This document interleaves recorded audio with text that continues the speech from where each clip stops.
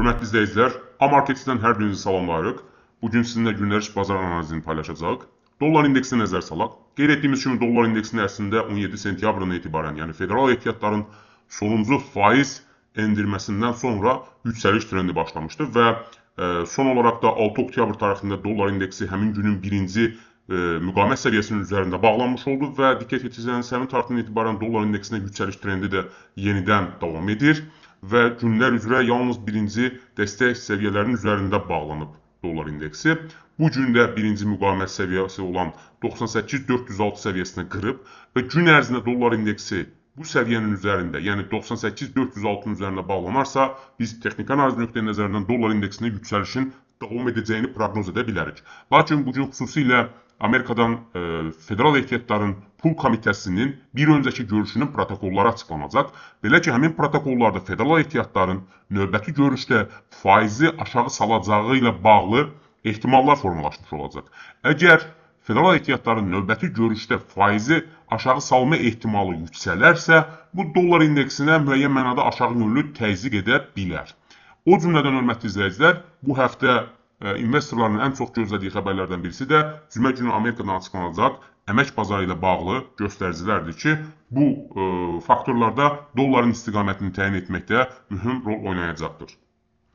Hörmətli izləyicilər, bir digər maliyyətimiz avro-dollar valyuta cütlüyüdür. Avro-dollar valyuta cütlüyünə də diqqət etirsəniz, 6 oktyabrdan etibarən bir mənada kəskin eniş davam edir və 6 oktyabırda valyuta cütlüyü həmin günün birinci müqavimət dəstək səviyyəsi olan 1.17185 səviyyəsini qırdı və onun altında bağlanmış oldu və diqqət etsəniz, həmin tarixdən etibarən avro-dollar valyuta cütlüyündə eniş davam edir.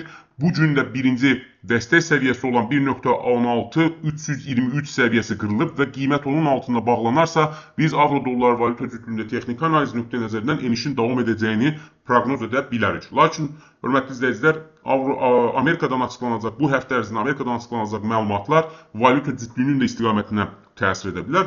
Lakin makro səviyyədə analiz etdikdə isə bildiyimiz kimi Amerikada faiz dərəcəsi 4.25, Avrozonada isə Avropa Mərkəzi Bankının faiz dərəcəsi 2.40-dır.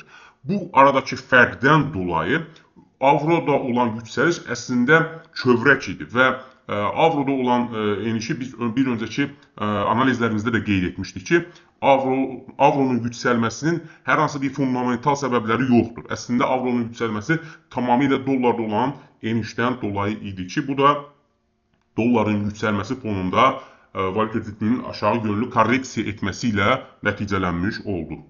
Hörmətli izləyicilər, bir digər maliyyətimiz GBP-USD valyuta cütlüyüdür. GBP-USD valyuta cütlüyü də diqqət etirsəniz, əslində 2 oktyabrdan bəri range ticarətində davam edir.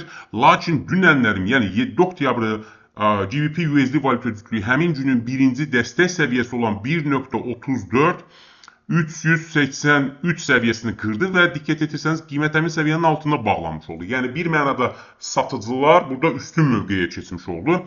Bu gün ərzində də GBP-USD valyuta cütlüyü nə qədər ki, bu günün birinci müqavimət səviyyəsi olan 1.34.773 səviyyəsini qırıb, onun üzərində bağlanmazsa, biz GBP-USD valyuta cütlüyündə enişin davam edəcəyini proqnoz edə bilərik. Hörmətli izləyicilər, bir digər maliyyətimiz qızıldır.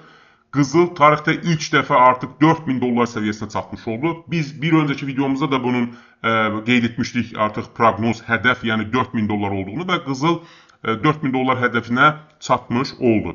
Ümumi makrofonda baxdıqda qızılda yüksəliş trendi davam edirdi, müəyyən mənada aşağı yönlü korreksiyalarla. Lakin ümumi olaraq qızıl bu ili demək olar ki, sürətli yüksəlişlə davam edib və təxminən 45%-dən çox qızılda bu il ərzində təkcə yüksəliş olub. Təbii ki, qızıldakı yüksəlişin başlıca səbəbi qlobal inflyasiya gözləntiləri, yəni üzən valyutaların bir mənada artıq ciddi mənada onların güvənilirliyinin sarsılmasıdır ki, mərkəzi bankların durmadan genişlənən pul siyasətini tətbiq etməsi həmin valyutalar olan etimadı azaldır və bundan dolayı da makro traderlar, xüsusilə mərkəzi banklar və fondlar qızıldakı alışlarını artırmış olurlar.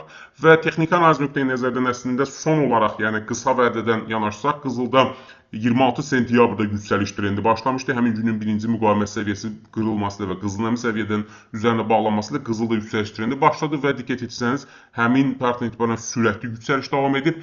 Qızıl nə qədər ki, gün ərzində birinci dəstək səviyyəsi olan, məsələn, bu gün üçün 3953 səviyyəsini qırıb, onun altında bağlanmadıqca biz hələlik qızılda yüksəlişin davam edəcəyini proqnoz edə bilərik. Hörmətli izləyicilər, bir digər maliyyə ələtimiz S&P 500 indeksidir. S&P 500 indeksi əslində diqqət etirsəniz 27 sentyabrdan etibarən yüksəliş trendi ilə davam edirdi. Lakin 7 oktyabr tarixində, yəni dünən etibarilə S&P 500 indeksinin həmin günün birinci dəstək səviyyəsini qırıb onun altına bağlanması ilə bir mənada bazarda aşağı yönlü korreksiya ehtimalı yaranmış oldu.